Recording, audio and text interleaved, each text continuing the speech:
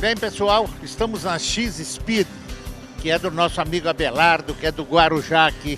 Já estivemos na empresa dele, ele estava em desenvolvimento dessa bonitona aqui, ficou pronta e é isso aí. Dá uma explicação melhor para o pessoal conhecê-la e eu sei que você tem mais produtos novos, mas vamos lá, vamos comentar dessa primeiro. Bom, esse aqui é a X-Speed, né, que já tá no mercado aí há 4 anos, né, já vem trabalhando com esse produto. Já tem barco no Brasil inteiro, né, em todas as capitais aí do Brasil já tem um barquinho nosso. E é um barco intermediário entre um jet ski, né, e uma lanchinha. Aquela pessoa que comprou um jet ski descobriu que não é realmente um barco com conforto, né? E a gente tem essa opção agora, né, do X-Speed para 4 pessoas. Você pode chegar em qualquer lugar, dá para navegar em mar aberto, né?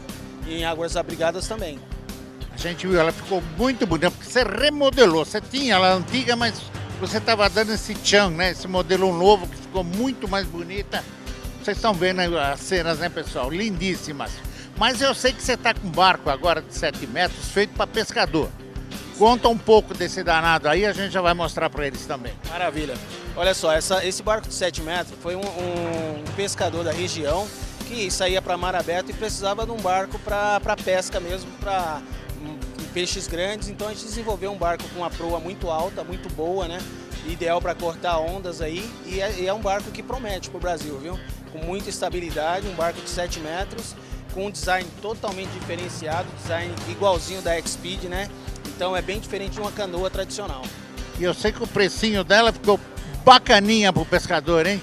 Bacaninha, bacaninha mesmo. O pescador tem sempre um preço diferenciado, né? Então qualquer um aí que queira adquirir um produto nosso, né? Pode entrar em contato com a gente aí.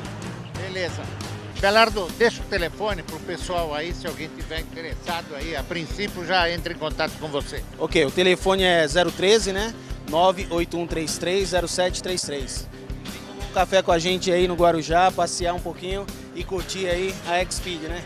É isso aí, cara. E a gente vai continuando o nosso giro aqui na Boat Show, mas desejando aí uma boa feira, porque estamos começando ainda, mas muita gente parando. Vai dar bons negócios aí, porque o produto é bom.